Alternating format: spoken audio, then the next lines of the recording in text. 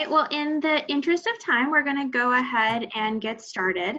So welcome, everyone. So this is our 2020 TECaN and ONTPD Virtual Academic Medicine Career Panel. Michelle and I will be your moderators. I'm Charla. I'm one of the members of TECaN Exec. And Michelle, I don't know if you want to wave just so people see your face. Hi, everyone. Michelle will be our other moderator for this. I'm an early career neonatologist at Duke, and Michelle is a third-year fellow at CHOP. So today we have 4 esteemed panelists, Dr. Erin Hambas, Dr. Brenda Poindexter, Dr. Dwayne Pursley, and Dr. Barb Warner, who are here to answer your most asked questions about neonatology careers in academic settings. Because we only have 1 hour together, we might not get through all the questions that people submitted ahead of time. We did try to prioritize them, and we're not asking every panelist every question. The panelists know this, but we've told them that if they have additional thoughts, they can go ahead and type them in chat. If you have additional questions that come up, please also utilize the chat feature to engage with our panelists throughout the session. All right, turn it over to Michelle. Great, so without further ado, having some feedback. We can begin by having our panelists briefly introduce themselves. So Charlotte, you can go to the next slide, please. Possibly.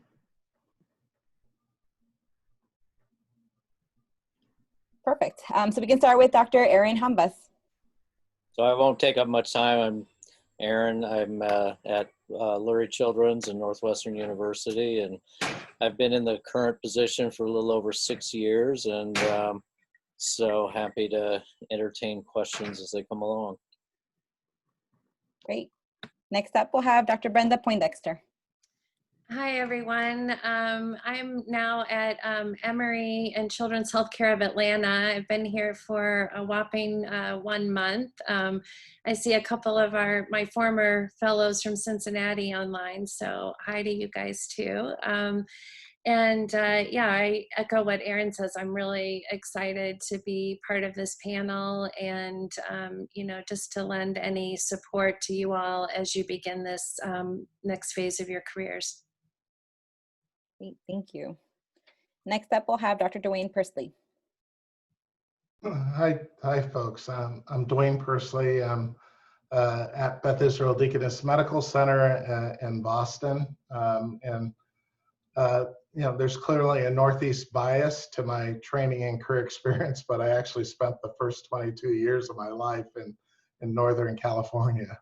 But it's a real pleasure for me as well to be involved with this panel and to be having a conversation with you this afternoon. Thanks. Wonderful, thank you. And next up, we have Dr. Barb Warner. I'm from Washington University here in St. Louis, and we're here to help you in whatever way. I added a few things in my bio because my route was probably not maybe as straight and narrow as some others might be, including why I chose the institution. Wonderful. Thank you. Thank you all very much. We're so thrilled to have you here and so excited to get started. So we'll go ahead and start with our first question submitted by fellows. So the first question is for all panelists. And so we'll ask if you can please answer this question in the order that you were introduced. So the first question is, what made you choose a career in academic medicine? And if you could specifically comment on why a graduating fellow may choose an academic position over one in private practice. We could start with Dr. Hambas. So I think it was a number of different things, but I think it was number one is the variety of clinical experiences. Number two is the variety of job descriptions. So being involved in teaching, being involved in research, being involved in administrative type of work, program development, and so on. So it's really just that whole variety. And then the third thing was continuing to be engaged with trainees all along. And I think that that keeps us fresh, keeps us young, keeps us on our toes, and really then becomes part of the career development. I think the last thing is that, being in an academic center gives you some, for lack of a better term, street cred when it comes to really advocating for various causes, whether it be child health at the state level or federal level, or whether it be research funding in Congress and so on. And so I think the academic credentials really get you a seat at a different table than you would ordinarily. Great, thank you. Dr. Brenda Poindexter? Sure. I think for me, the decision to stay in academics after fellowship really came out of just the love that I had for research. And I was one of those people that really had not done any research prior to starting my fellowship training, and just fell in love with it, and had some early success. And so that was a strong motivation. I think, what keeps me in academics, and I think what might make a fellow choose this path, really for me comes down to the thought of academics being a team sport, and really enjoying all of those interactions, like Erin said, with trainees, but also with other disciplines, with, in my case, with the dietitians, with, just so many different providers. And, I think that has really, collaborating with other people has really been, for me, the most rewarding part about being in academics. Thanks for those insights. Dr. Pursley? I think my comments will echo Erin's and Brenda's. I might dispute Erin's contention that it's kept me young because I feel like I've aged several years over the last 4 to 5 months. But caring for high-risk patients and supporting their families is really a great privilege, and it's extremely rewarding. But I chose academic medicine because I thought it was an opportunity to magnify the impact I might have in improving newborn outcomes. A lot of it is through discovery and training. But it's also provided avenues to have an impact through national organizations that are focused on professional development or training or advocacy and policy as well. I think it would have been more difficult for me to pursue those activities that are fairly eclectic at times outside of an academic setting. It's also given me an opportunity to meet and share ideas with and collaborate with other neonatologists locally, regionally, nationally, and a bit internationally as well. And it's also fun, I think, to mix it up professionally, to have a week where you're caring for patients, writing, preparing for a conference, and teaching. That's exciting and a lot of fun for me. Great, thank you. And then last but not least, Dr. Barb Warner. Yeah, the only thing I'm going to add, because it really reflects what others have said for myself as well, but why would someone go into academics? I think for a phrase that puts it together is meaningful work. And it's meaningful work over a lifetime. We all have personal fulfillment from the clinical care that we provide, but going that additional step in terms of making an improvement, as Dwayne had said, in terms of your field and the outcomes of the babies.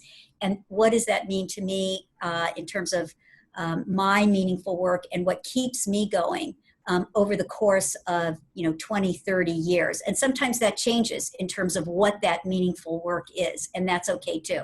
That adds to the journey. Absolutely. Wonderful. Thank you to all 4 of you guys.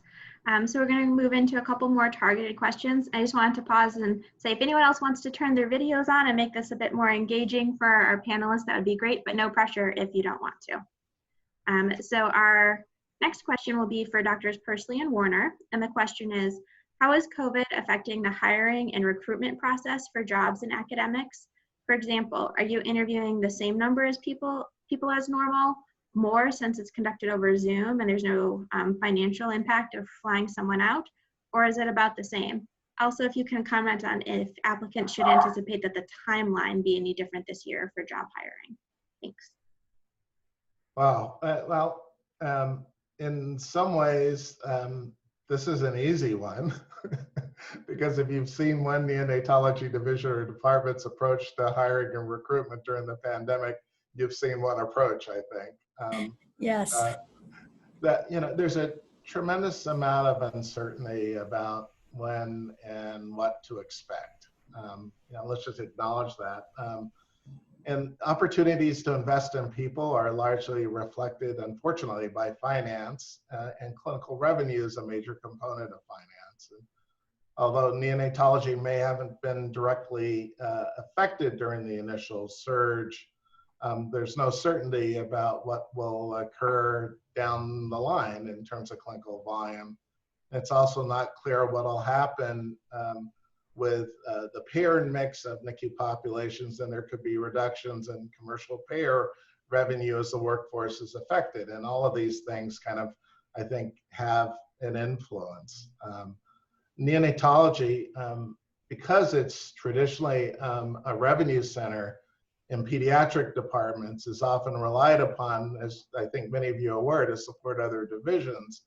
So even if neonatology is performing well financially, there could be calls on that division to support other divisions, even if neonatology is performing well. There could be calls on, and divisions and departments will need to be, I think, selective in offering jobs, and I wouldn't be surprised if decisions are pushed out into the new year.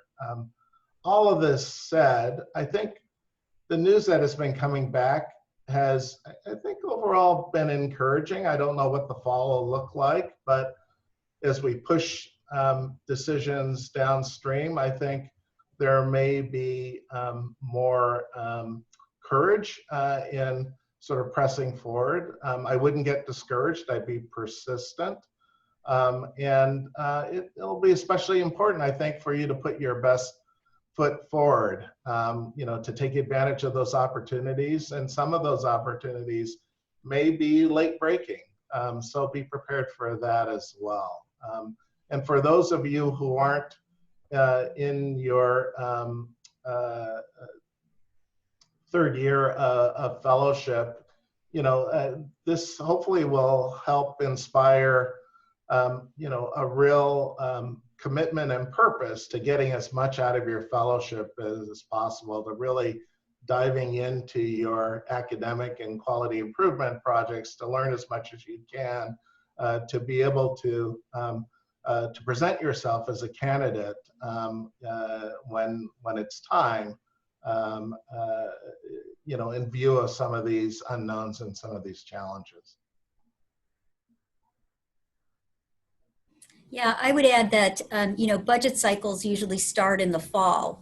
So in terms of actually really digging down and talking about how many FTEs are going to be available, those conversations are beginning in a meaningful way now. And I think it is going to be pushed back in terms of the kind of time frame that final decisions would be made. So I would cast a broad net and perhaps think about looking at places that you maybe would not have looked at in the past. The idea of having one academic job for a lifetime is, not necessarily the model anymore.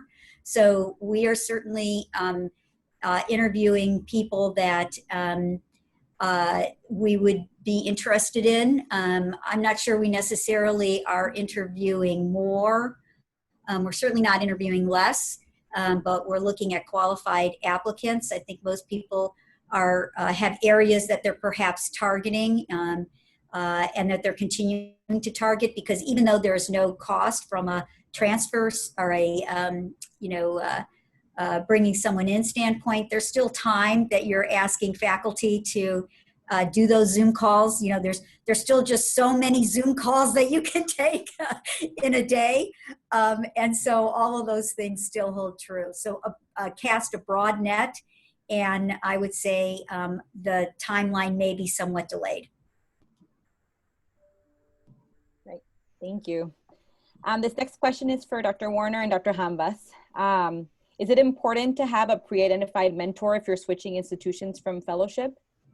And once you do have a mentor, what are some key aspects of successful and unsuccessful mentor-mentee relationships that you have experienced?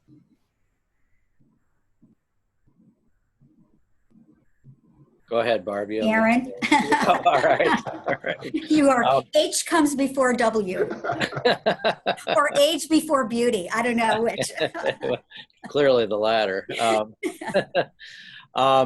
So I think that, this is really a two-pronged question. So I think in terms of having a mentor, so I think number one is, I think you would be selecting your institution based on your academic interests and the people who are already there at that institution. And so I think you would be, and I think that's what we're looking to, when we're looking to hire fellows who are from a different institution, looking for people who are going to fit into or align with the interests of the division, whether it be along the process improvement or the investigative line or what have you.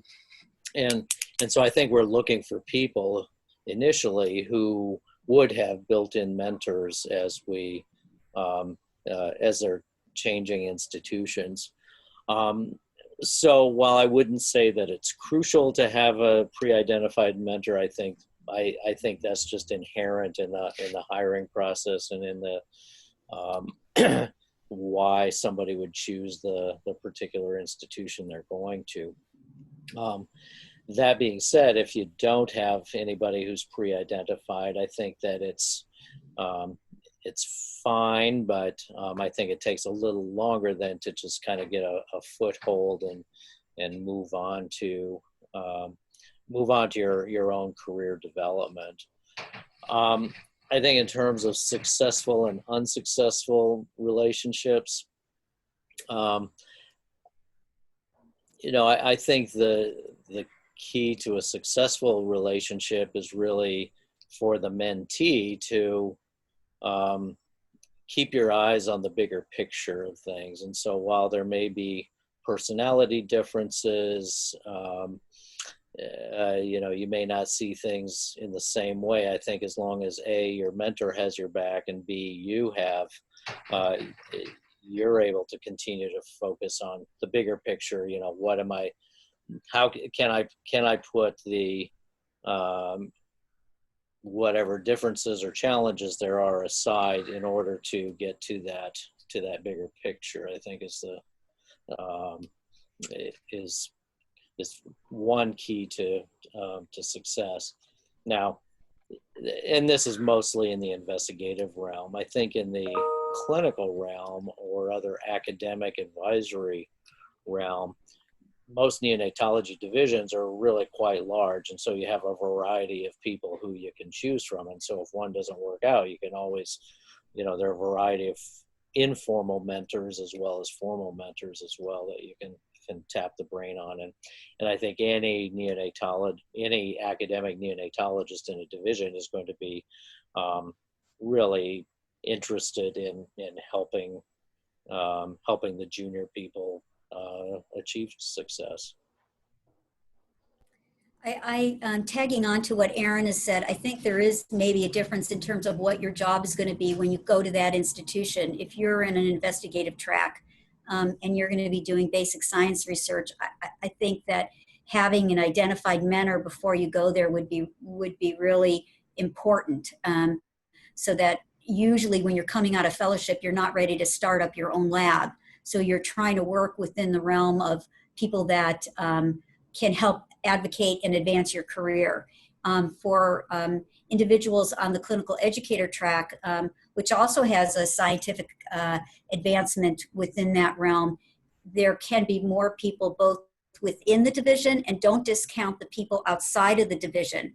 Particularly if you're interested in education, if you're interested in advocacy. We, have a Brown School of Public Health and Brown School of Social Work that has been a source of mentors for people interested in that arena.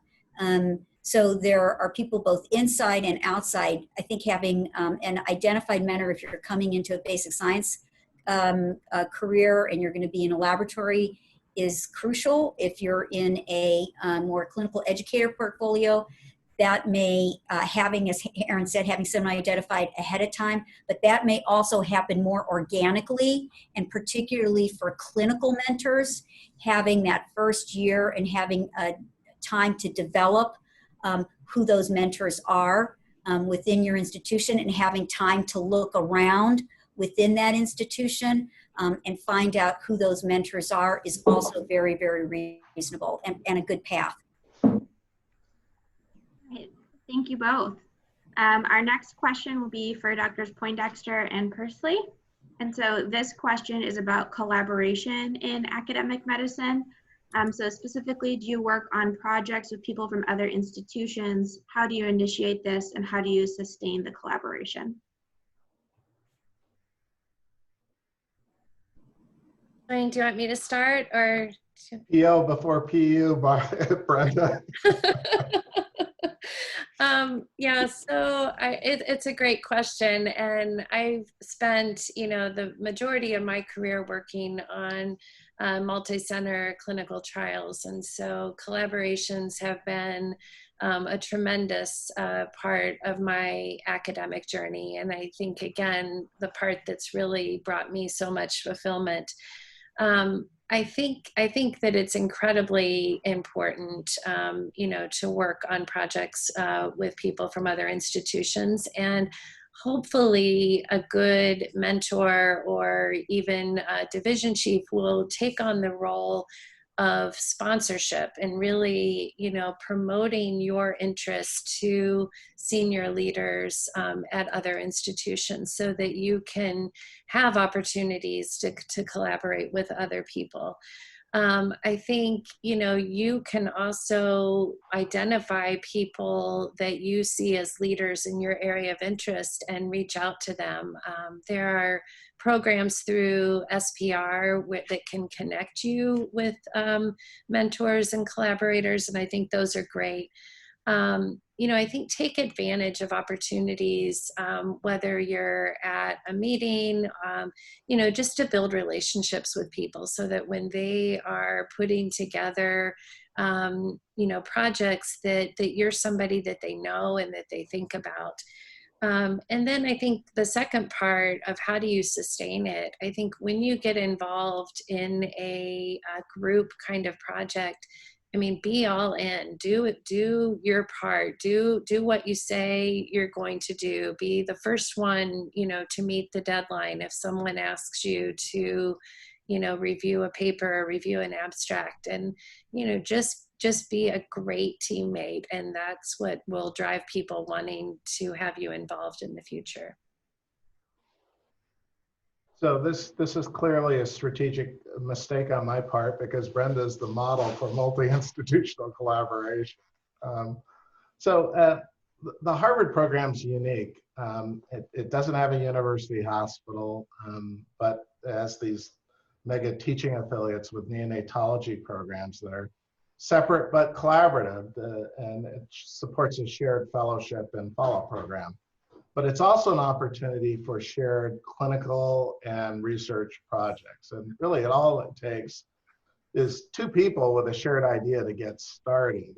And the ideas are often stimulated through our shared conferences. We also have a works in progress session that was started by Heather Burris and Mandy Brown Belford a few years ago. And that has been a remarkable incubator, I think, for these ideas where they can be presented and discussed. Good idea, bad idea, who else wants to be involved? And this provides, I think, another vehicle for collaboration. So several years ago, the leaders of the Mass NICUs got together and discussed ideas on how we might collaborate in quality improvement. It never really got off the ground until Munish Gupta made a tremendous effort to get it underway. And it's largely been through his efforts that interested and invested academic and clinical neonatologists around the state have been able to contribute to a bunch of different projects to improve care. And this has been another great vehicle for getting involved, starting at a level where you're part of a group, and then providing specific deliverables to the group, and then eventually leading your group. So there may be those types of opportunities available to you, and you might look into them. Collaborations within institutions and between departments and divisions, I think, is another opportunity. An example, and Brenda knows this well from her high school colleague, Cami Martin. At BIDMC, there's an adult gastroenterologist who had an interest in pancreatic insufficiency and discovered that the population with the highest prevalence of pancreatic insufficiency was, in fact, the newborns. So that has resulted in amazing ongoing collaboration with Cami, whose interests are in the role of fats in health and disease. So there are a lot of different opportunities, vehicles and opportunities, and I think I certainly agree with Brenda that there are tremendous opportunities in learning from these collaborations. So you know, I'd say look for opportunities to collaborate. Wonderful. So our next question is for Dr. Hambas and Dr. Pursley. And the question is, how should fellows and junior faculty market themselves and their academic interests? Yeah, so that's a great question, and I think that's kind of a challenging question, because I think as a lot of us aren't real self-promoting, so it's so I think that, you know, this kind of tags along with the last question too. I think in terms of marketing, I think this is where some of the mentors can come to play within the institution or outside the institution. And I think that's one of the great things about national meetings, is that that's where you really get to meet the people who can be your, you know, future employer or future collaborators. So I think utilize your own internal faculty to and don't be hesitant to say, hey, do you know so and so? Can I meet them? And I think that's especially crucial in terms of the job search. And I think you probably get more. I would think that neonatology is a fairly small community, and so among the group, we probably know somebody at every institution in the United States. And so I think it's okay to ask your division chief or fellowship director, if you really want to go to a particular institution or see a few institutions, to have them pave the way for you, to shoot them an email and say, hey, this is somebody that you should look at. And I think, you know, people are going to be on my end are probably going to be more responsive to somebody who we get a note from saying, hey, this is somebody you really should look at, and especially because we know the integrity of the people that would be coming from, and they wouldn't be telling us, you know, sending us a bad candidate. So I think we're more likely to take note of that. So I think definitely just, you know, utilize your people and infrastructure around you, and just have them be your cheerleader in paving the way. Yeah, I agree with everything that Aaron said. I think pediatricians are especially poor at self-promotion. We could reach out. Some of us are married to surgeons, and they could help with this. But and I think relying on other people to sing our praises, I think, is an effective way of getting around that. And there's, let's be honest, I mean, there are certain demographic groups that find it difficult to self-promote as well. But I think there are ways in which we can ensure that we put our best foot forward, because you will be communicating with potential employers verbally through writing. And there may be some things that you may want to convey in those communications. I think one really, really important thing to convey is that you have the ability to work effectively with your clinical partners and with your academic collaborators. You know, you don't want to be, there are some high need individuals that could take up a lot of time of division chiefs and NICU medical directors, and having a faculty that works and plays well with others, I think, is an essential element. And I think there are probably ways, certainly that could be demonstrated in the letters that are written for you, but you know, there may be ways of demonstrating that in your CV and your cover letter and in your, certainly in your interview. Another, I think, important factor is focus. It's great to have, I think, varied interests and activities, but there needs to be sufficient focus in those activities and those programs and projects. And you need to be able to demonstrate progress and a plan to bring them to successful completion. You know, what's your potential to succeed? And you want to be able to convey that. And then finally, I think, and this is really important, passion. You know, it's all right to communicate passion about what you do, because I think that's a key index for sustained success. So those would be the only comments I would add to Aaron's. I think one other thing too is having a career plan is pretty important too. And I think that, you know, what's the likelihood that 5 years from now you're really going to be doing what's on that career plan? You know, I think it's probably 50-50, but the important thing is, number one, is that you've taken the time to think about it. And I think that's what potential employers are looking at. Number two, it gives you some direction. And then as Dwayne said, it really gives that focus. And so, you know, I think we're going to look much more diligently at somebody who's really taken that time to say, okay, I think these are the steps that I need, or my mentor has suggested these are the steps that I need over the next 3 to 5 years to get to where I want to be.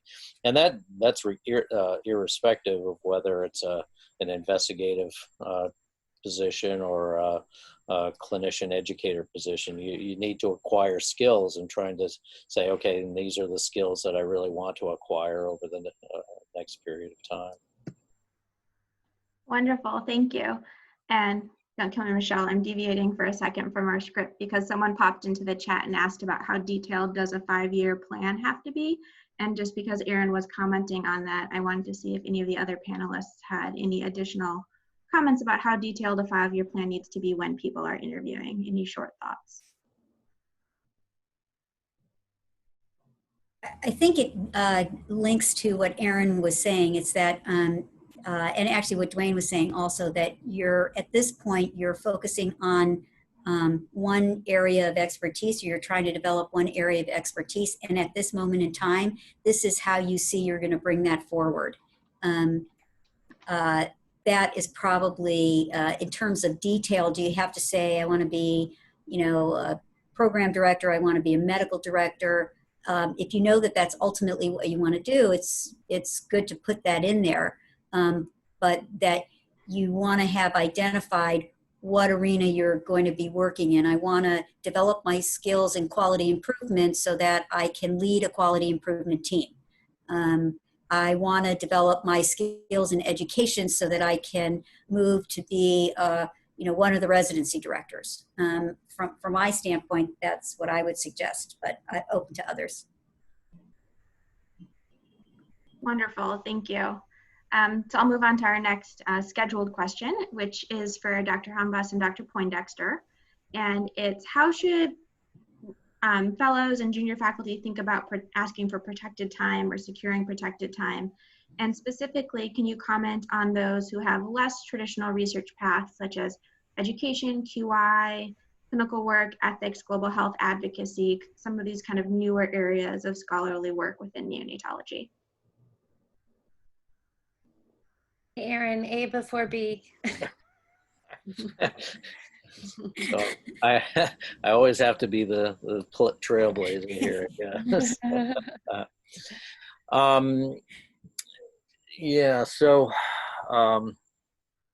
the protected time is really a challenge, and this comes down to the to some of the financial aspects. Uh, and so I think that the investigative path is a little bit more straightforward, just because there are clear mechanisms to support non-clinical time.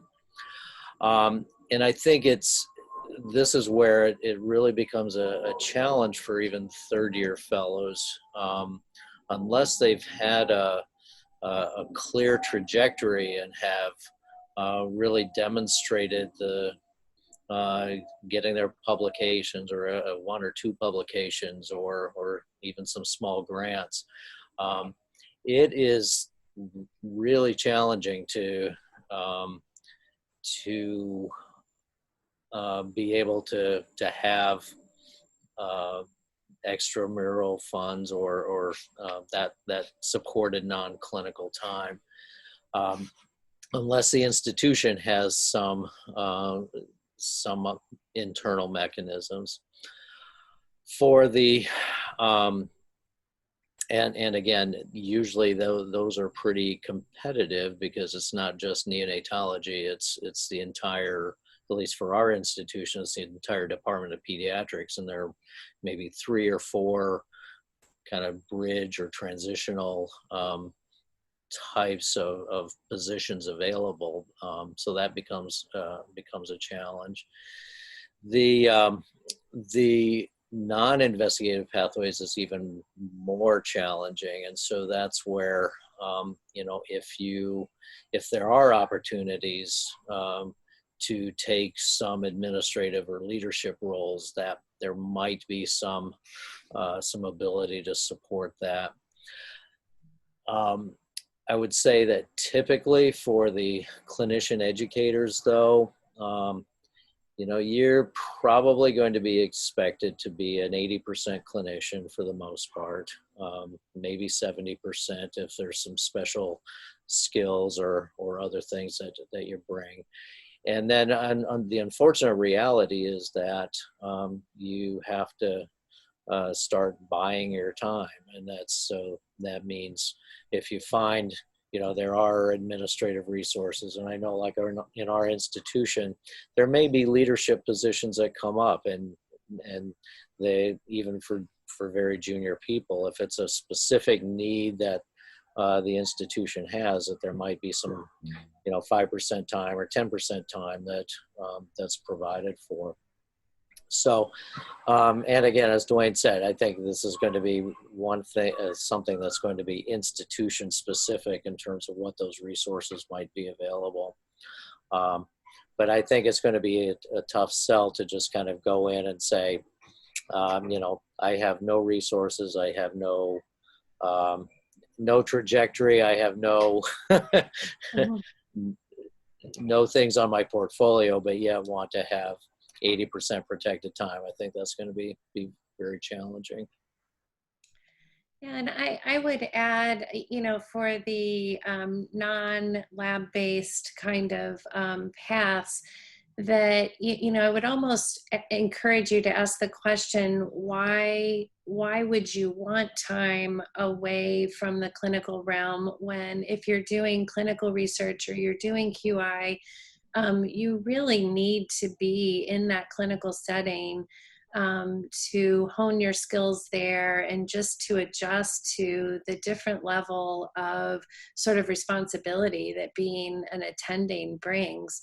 And I think, for me, being credible as a clinical researcher has always meant that the nurses in the unit trusted me and saw me as an excellent clinician, or I think it would have been really hard to sort of persuade them to have buy-in for studies that we were trying to do.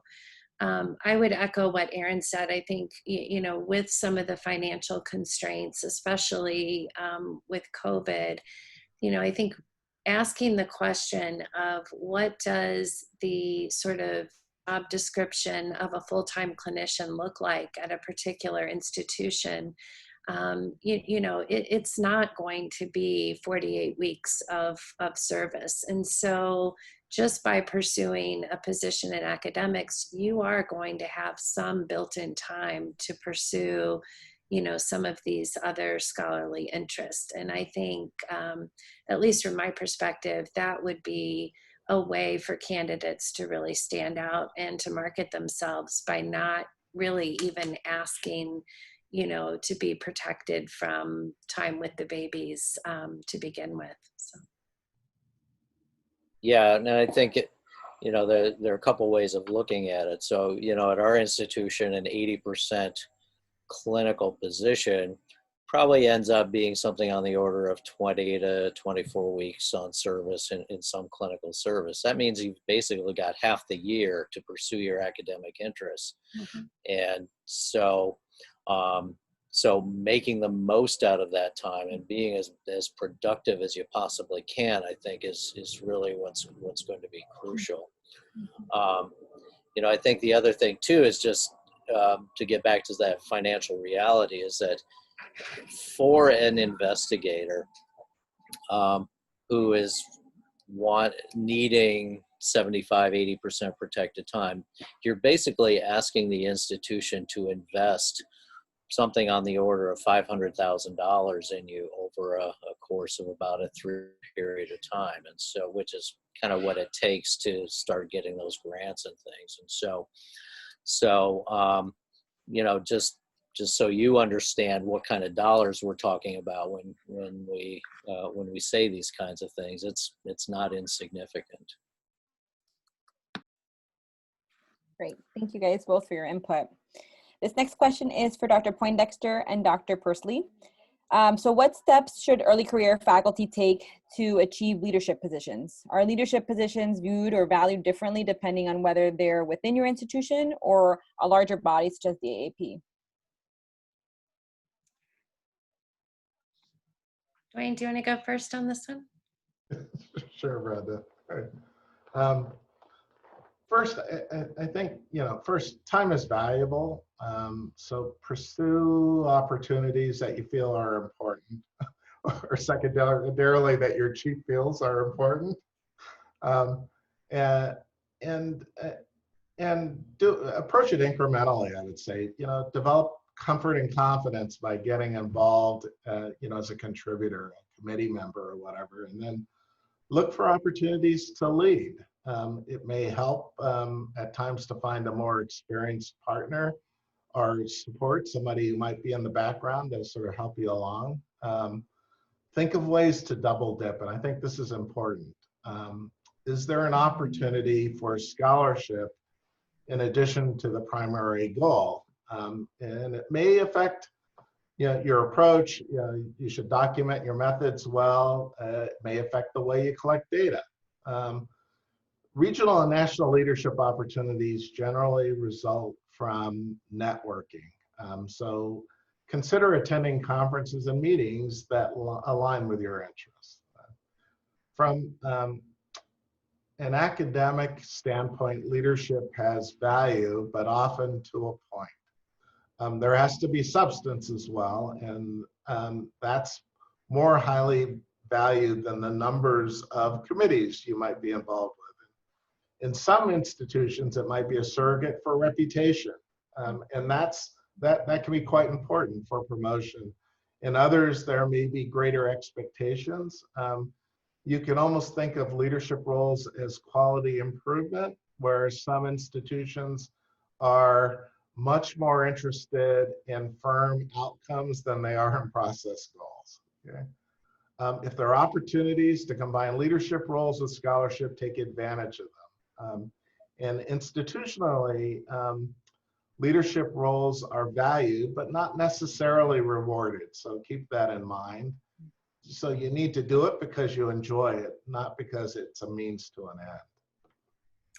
Yeah, I totally agree with that, Dwayne. And, you know, I think be very careful about how many things you take on. And, you know, I always encourage people, don't be so fixated on the title or the role or, you know, achieving some leadership designation. Just, you know, do what you love and do it well. And I think that you will emerge as a leader and have opportunities to be recognized for what you're doing, and maybe, you know, fixate a little bit less on having a certain title by a certain time. Wonderful, thank you. Our next question is for Drs. Warner and Poindexter, and is, how do you balance family obligations with an academic career? Not easy questions. And I think, you know, Barb and I are very fortunate to have both had very encouraging and supportive spouses that, you know, that were helpful. You know, part of how I balanced it was that when my children were younger, my husband stayed home and took care of them, and that was really important for our family. Barb can comment more on a dual physician, you know, situation.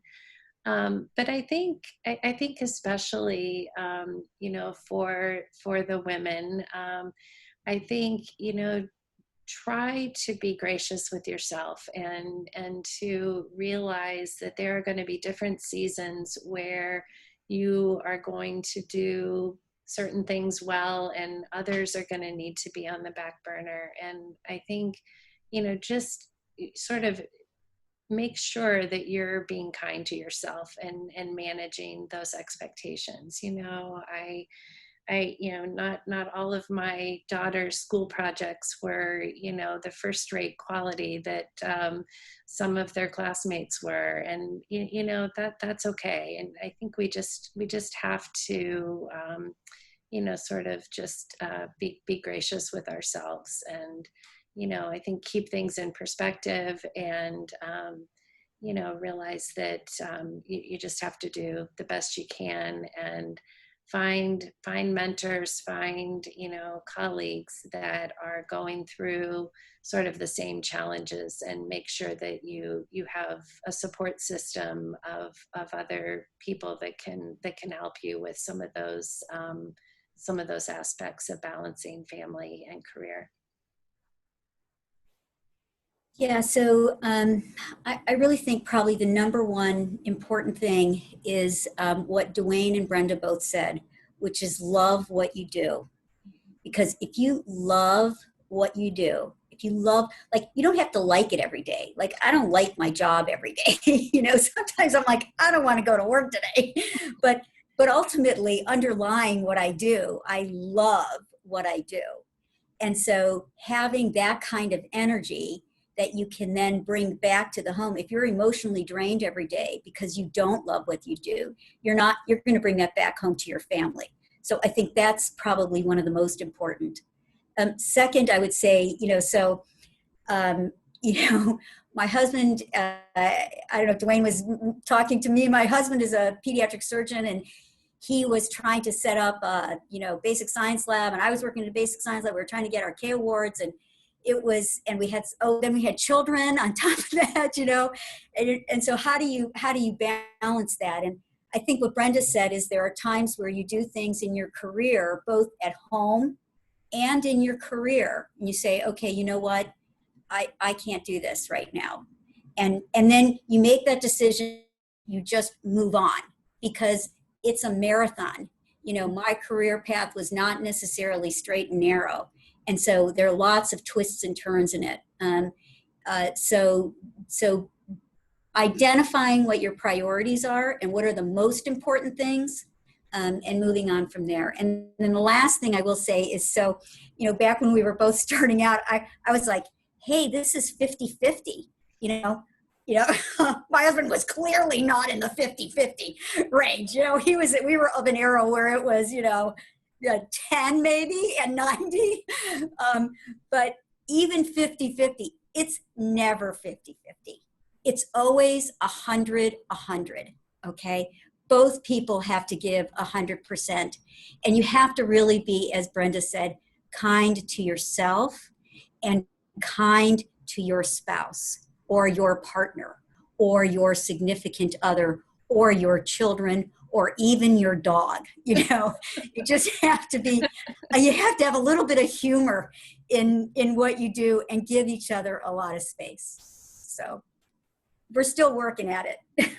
and honestly, the COVID pandemic has really, both exposed and identified the need for continued work in that arena. Absolutely. Thank you guys for that input. As we're getting close to the end of our time, we have our last two questions. So this one question is going to be for Dr. Persley and Dr. Warner. So what do you wish you would have known before your first job search? And also any final advice that you want to include for our fellows? So Aaron actually touched upon this before, and that there was a whole neonatology job deep state out there in addition to the ones that were posted was entirely lost on me. A lot of jobs are created after an initial inquiry or encounter, and these opportunities come to light with outreach from a sponsor. There are of course no guarantees. You might get an interview and no further, but if there's a place you'd like to be, it's worth having a faculty sponsor make an inquiry for you. When you're looking for jobs, when I was looking for a job initially in California, there was one academic center that was near where I grew up that I thought might be a possibility, and I heard that they didn't have a job. So I was out there for a home visit, and I just showed up and asked if I could go on a tour of the NICU or something, and ended up on rounds meeting faculty members, and a couple of months down the line actually got a job offer after I'd already settled and remaining in Boston. So, don't, there aren't, real strict barriers on whether there might be an opportunity at a certain institution. You need to sort of utilize your sponsors, your mentors to determine whether or not there might be an opportunity at a place that you'd really like to be. And in terms of final advice, and I think you've heard different themes of this, it would just be to pursue your passion. I mean, there are a lot of reasons for doing it, and there's nothing better than waking up and looking forward to going to work. Yeah, I don't have much to add on that. That was my exact thought, is that, there is a covert kind of neonatology arena, and if you're really interested in specific areas or in specific sites, make an inquiry even if there isn't anything open. Thank you both.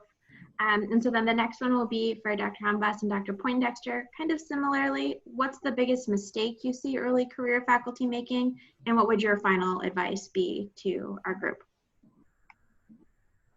I can start. I think the biggest mistake is thinking that you have to say yes to everything that you're asked to do. And I think find yourself someone that you trust. It may be a formal career development committee, or it may just be another colleague, but try to always vet those decisions, because when you're starting a new position, everybody's going to say, hey, can you do this, can you do that? And I would just say make sure that you're choosing wisely, and that you're doing things that are really going to again be things that you love, but that will help you really to craft that story that is going to form the basis of your career.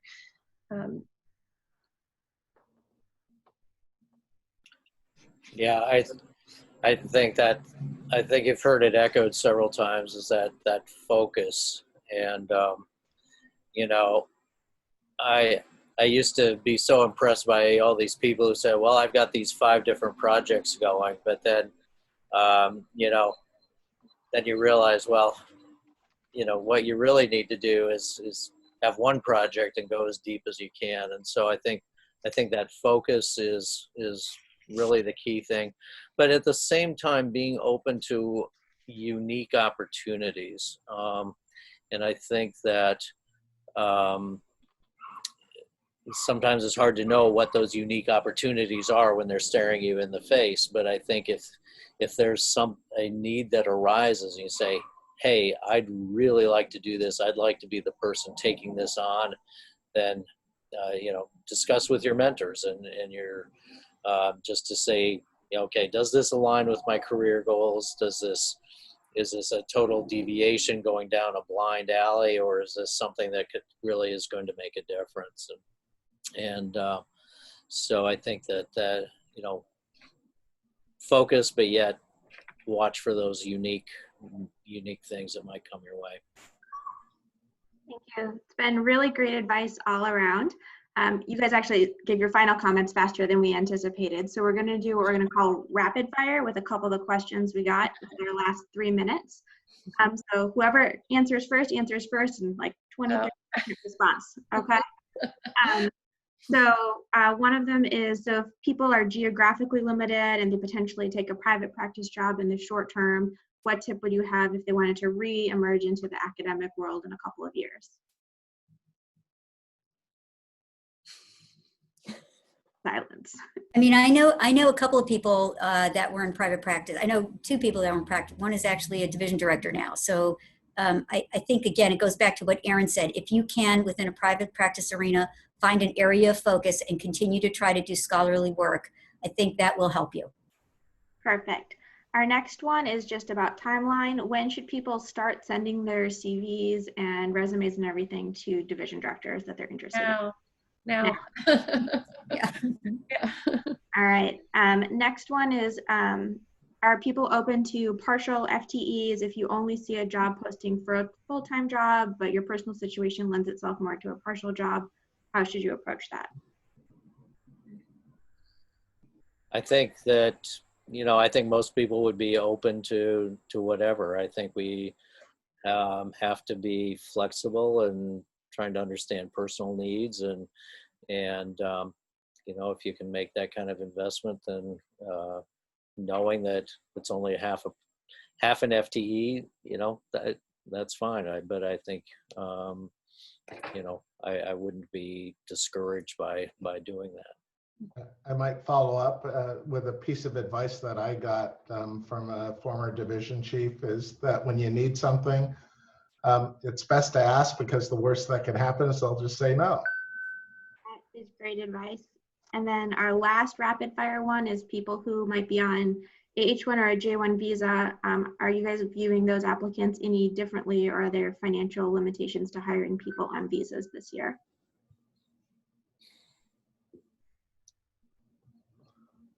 Yeah, that's a really tough one. Yeah. Because I think it's a tough one under any circumstances. I think I don't want to get all political here, but the current political environment makes it even more challenging.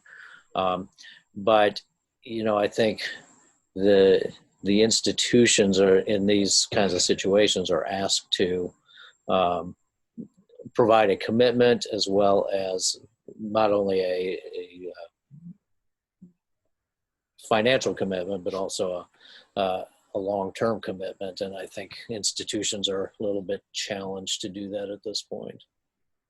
Wonderful. Well, sorry to end on a slightly pessimistic note with that, but we really do appreciate the time and the insight of all 4 of our panelists and everyone who helped contribute and submit questions ahead of time for this. Just a reminder that we did record this session, and so we will be sending out the link and sharing that once it's processed. And that we have one more career panel on August 24th, which will be with early career faculty. So that'll be a great place to ask good questions about transitioning your role. And as always, if you have specific questions for TECaN or ONTPD, you can reach out, email us, contact us. We are here for you guys. So virtual round of applause, and thank you so much for our wonderful panelists, and I hope everyone has a great afternoon. Thanks. Thanks. Thanks. Bye. Bye.